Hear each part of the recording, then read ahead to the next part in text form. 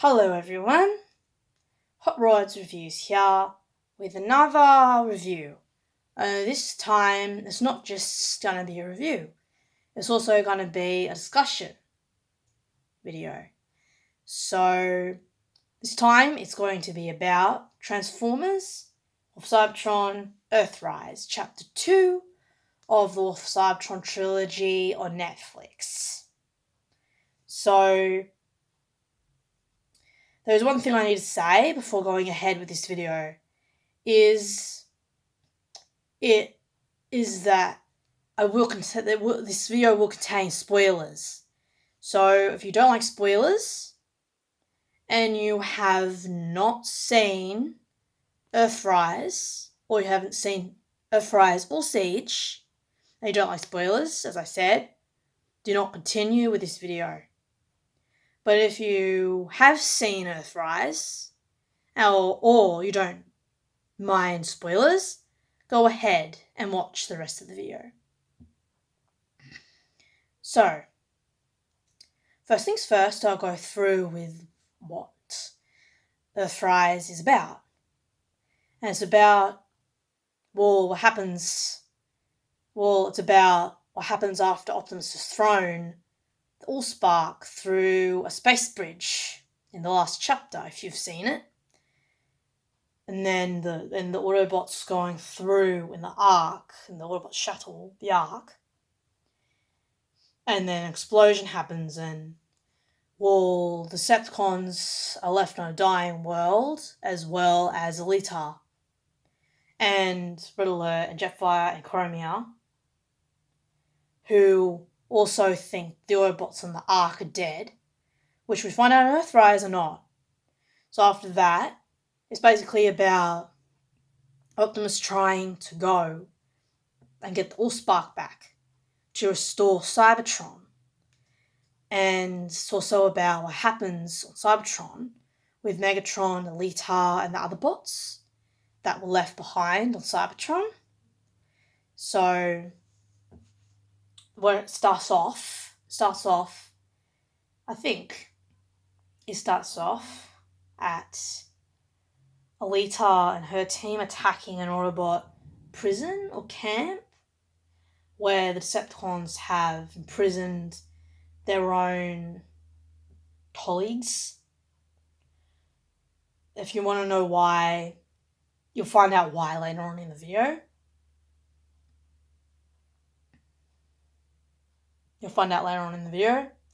So they attack it and they save some Decepticons. And apparently they've been saving Decepticons all over Cybertron from these prisons or camps. And they're taking them back to their headquarters. And they have been fixing them, which is actually nice of Alita and her team. And so it cuts to the base which is a part where I find interesting, is that Jetfire and Alita have this little talk, which I find quite interesting. Their talk quite interesting. And then it turns into an argument.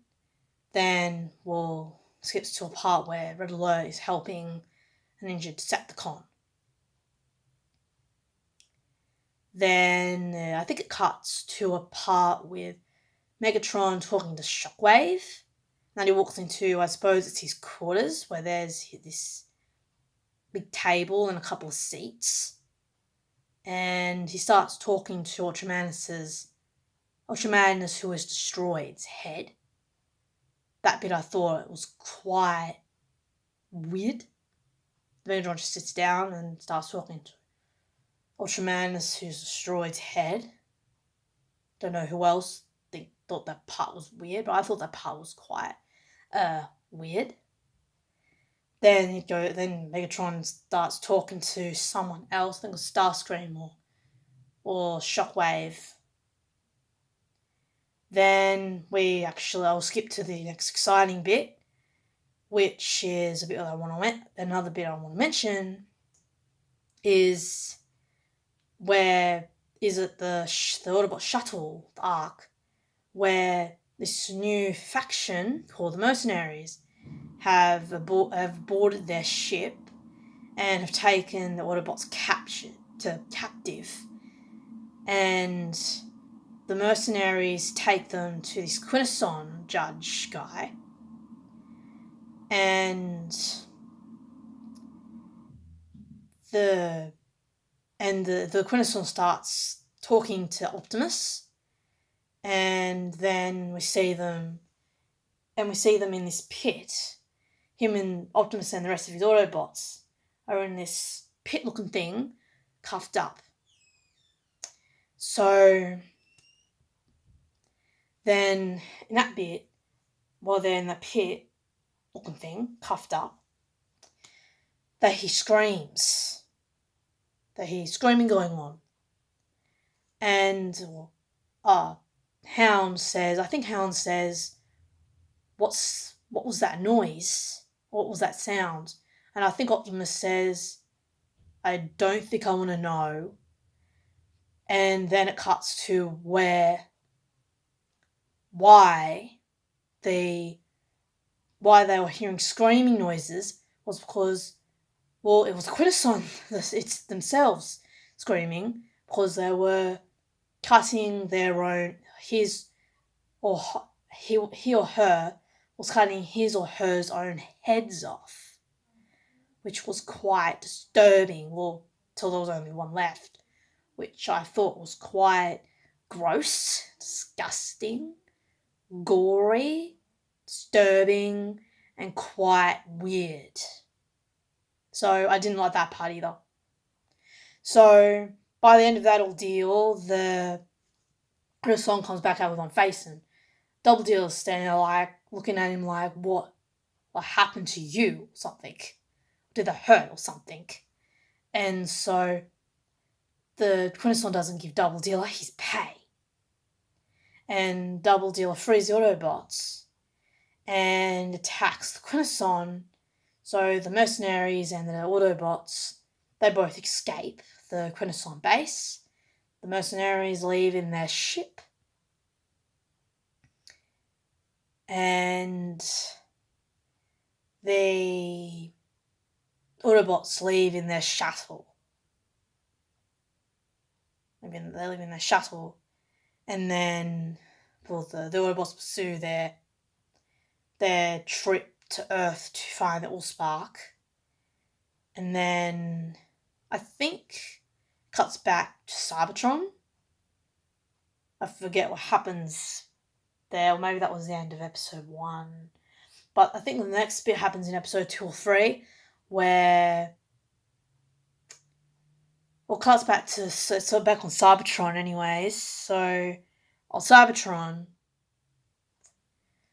Alita and the rest of them find out that they're keeping more Autobots or Decepticons captive in their headquarters. So they all try to go save them, and they get captured doing it by Starscream and his Seekers. So they get taken to this arena where Megatron as a gladiator used to do a lot of battles. No wonder it was Decepticon headquarters. That's where Megatron used to do all of his battles. So they capture them, and the Alita and her team are all cuffed up. And Megatron, what is interesting is Megatron has a conversation with Alita, tries to get her to join, and is a good throwback. This is where Megatron calls in one part of the conversation that they have, which is a good throwback. Megatron actually calls Alita Ariel. So that's a good throwback that they threw in there. Then, so the arena that they're using for, and this is why they were imprisoning their own colleagues, is they were going to use their sparks to power up their ship, which I found is quite tragic and really, really sad that Megatron and the other Decepticons had to use other Decepticons and possibly other Autobots' sparks to power up their own ship. It's quite sad. So I found that quite sad. I didn't like that bit at all. Nor did I like the bit with Coruscant. Nor did I like the part with Megatron and Ultraman's head. So anyway, this bit in the arena, Megatron is about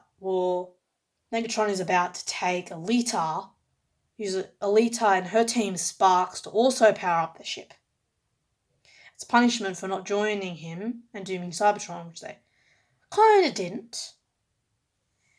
So, just as they were locked up in tubes, and they were about to get their sparks taken away from them, someone saves them. And that someone, it turns out, is to be the Decepticons that Alita and her team rescued from one of the prisons. And then they freed them. Skytread actually helped them escape. He helped them escape. He didn't leave with them, but he helped them escape. So then Alita and the Decepticons they freed escape altogether when they get back to base with all the other Decepticons that survived. They weren't, on Megatron's side and disagreed with what Megatron was doing. I followed the Alita and her Autobots back to their base. And another bit I liked, which happened in it, can't remember where the episode was in, but I'm just mentioning all the good parts, all the parts worth mentioning, all the highlights. They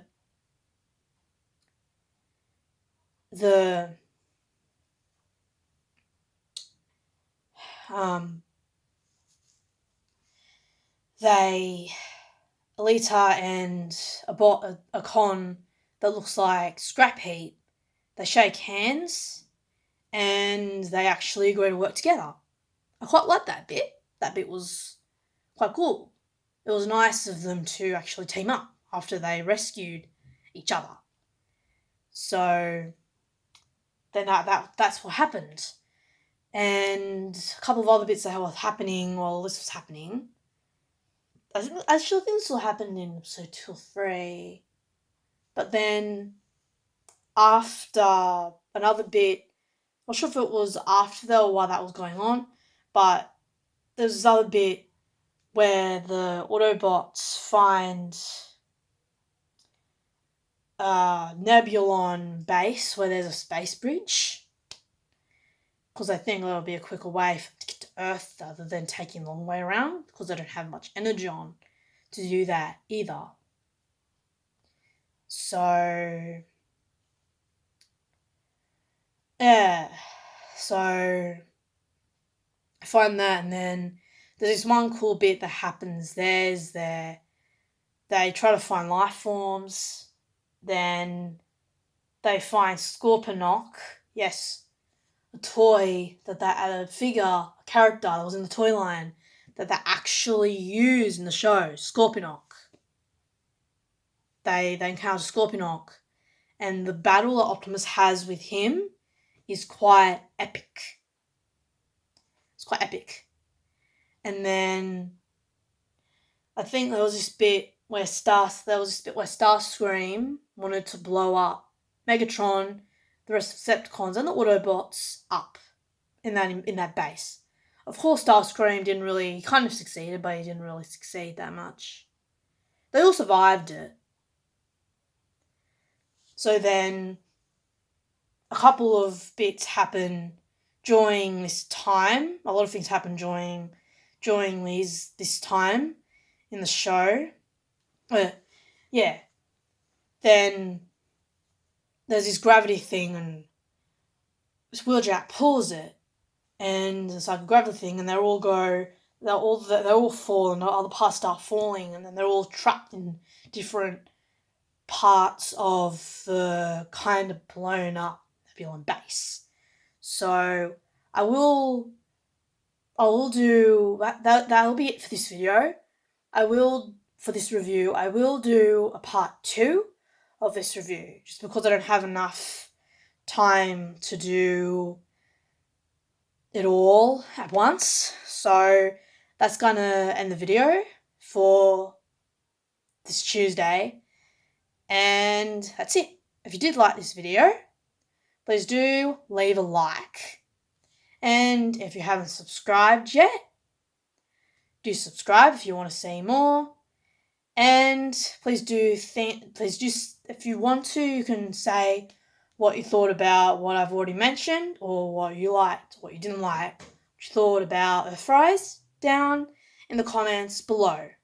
That'll be it for this video. See you next time. Bye.